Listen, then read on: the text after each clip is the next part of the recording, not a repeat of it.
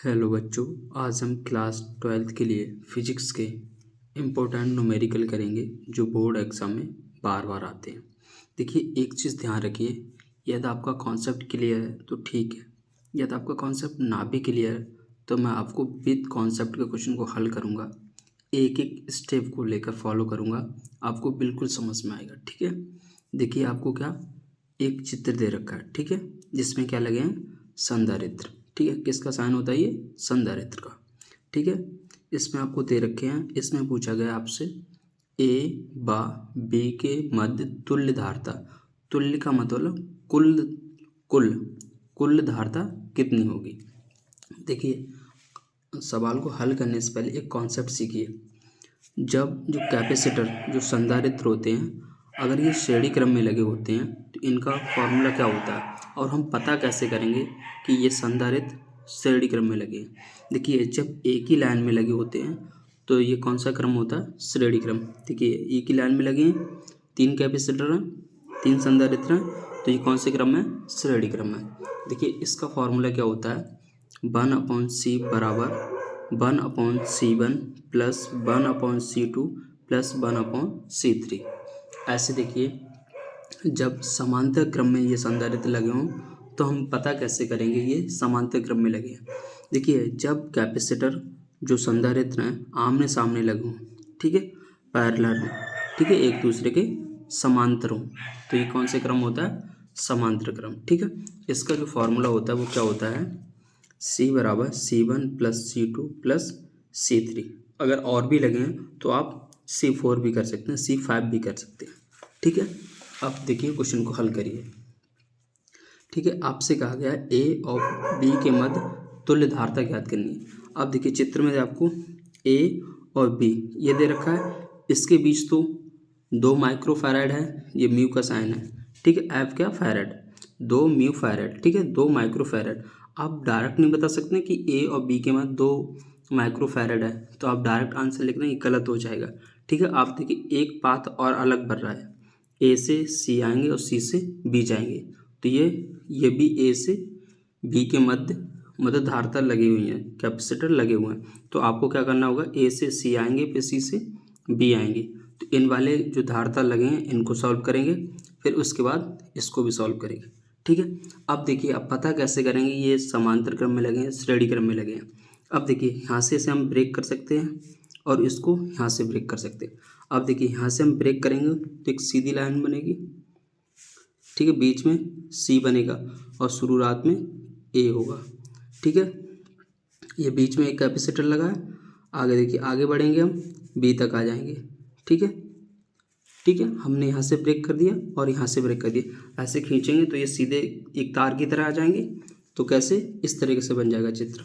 और जहाँ पे क्या लगा है? 6 माइक्रोफैरड और यहाँ पे क्या लगा है?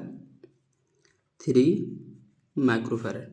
ठीक है, अब देखिए, अब ये एक ही लाइन में आगे कौन सा क्रम होगा? श्रेणी क्रम में। और श्रेणी क्रम में जो फॉर्मूला होता है वो क्या होता है? 1/c बराबर 1/c1 plus 1/c2 plus 1/c3। अगर ज़्यादा लगें तो ज़्यादा भी लगाएंगे और 2 लगें तो 2 भी लगा लेंगे। ठीक है, अब देखिए, ये कौन से क्रम है? श्रेणी क्रम। ठीक है, तो क्या करेंगे? 1/c। ठीक है, इसे C1 मान लीजिए और इसे C2, तो 1/c1 प्लस 1/c2। 2 हैं तो हम 2 ही तक रखेंगे, मान लगा दीजिए। 1/c हम निकाल लेंगे, C1 का मान कितना है? 6 माइक्रोफैरड, C2 का कितना है? 3। ठीक है, अब देखिए, 6 और 3 का हम क्या लेंगे? लासा। तो देखिए, ले रहे हैं हम। अब सबसे पहले हम 2 से काटेंगे, 2 से 3 पूरा नहीं कटेगा, ऐसे उतार लेते, कोमा लगा दे, 2 तिया 6। अब क्या करेंगे? 3 से काट, 3 एकन 3, 3 एकन 3। हम जब तक काटते रहते हैं जब तक नीचे एक एक ना आ जाए। अब इनका हम गुणा करेंगे, 2 गुणा 3, 2 तिया 6, जो इनका लासा है कितना है? 6। तो आप क्या करेंगे? अब बटे का साइन लगाएंगे, इसके नीचे 6 लिखेंगे। अब क्या करेंगे? 6 का इसमें भाग करेंगे, ये अंश होता है, नीचे वाला हर होता है, हर का इसमें भाग करते हैं जो लासा आता है। 6 एकन 6, एक बार का, एक का ऊपर क्या कर देंगे? गुणा, प्लस का साइन है, लगा देंगे। अब इसका भाग देंगे इसमें, 3 दूनी 6, 2 बार गया, एक है ऊपर, एक में 2 का गुणा कर देंगे 1/c। 1/c, एक एक ही होगा, 2 का गुणा 1 से करेंगे 2 ही आएगा अपॉन 6। 1/c, 1 और 2 कितने होंगे 3/6। 3 एकन 3, 3 दूनी 6, 1/6, 1/2। ठीक है। अब देखिए क्रॉस मल्टीप्लाई करेंगे, c का गुणा 1 से करेंगे तो c ही रहेगा, 2 का गुणा 1 से करेंगे 2 ही रहेगा। अब देखिए जो धारता दे रखी थी आपको माइक्रोफैरड में, तो ये भी आंसर किस में आएगा, माइक्रोफैरड में। ठीक है। अब देखिए हमने यहाँ से यहाँ तक सॉल्व कर लिया, तो कितना आया ये 2। ठीक है। अब समझिए एक लाइन ये है ए से बी तक और एक लाइन है ए से सी तक, इससे सॉल्व किया हमने। जो हमने पहली वाला आपको बना लेता हूँ, ए से बी वाला दे रखा है, इसमें कैपेसिटर लगाया 2 माइक्रोफैरड का। ठीक है। और देखिए जो हमने ए से सी बी जो इसको सॉल्व किया, ये जैसे ए से बी वाला बीच में सी है, इसमें कैपेसिटर और आया कितना 2 माइक्रोफैरड। ठीक। अब देखिए दोनों एक लाइन में है। अब देखिए लाइन ऐसी भी हो सकती है, लाइन पैरेलल ऐसी भी हो सकती है, ऐसे भी कैपेसिटर लग सकते हैं, संधारित्र ऐसे भी लगते हैं, तब भी कौन से क्रम में होंगे, समांतर क्रम में। ठीक है। अभी समांतर क्रम में, समांतर क्रम का फॉर्मूला क्या होता है, C = C1 + C2 + C3। अब देखिए हमारे पास 2 ही हैं, तो क्या लगाएंगे C बराबर। ठीक है। अब देखिए हमने यहाँ C मान लिया था, अब हम इसे मान लेते हैं C'। ठीक है। अब क्या करेंगे C1 + C2, तो C1 बराबर ये रख दीजिए 2 और C2 बराबर रख दीजिए, ये भी 2 है, C'।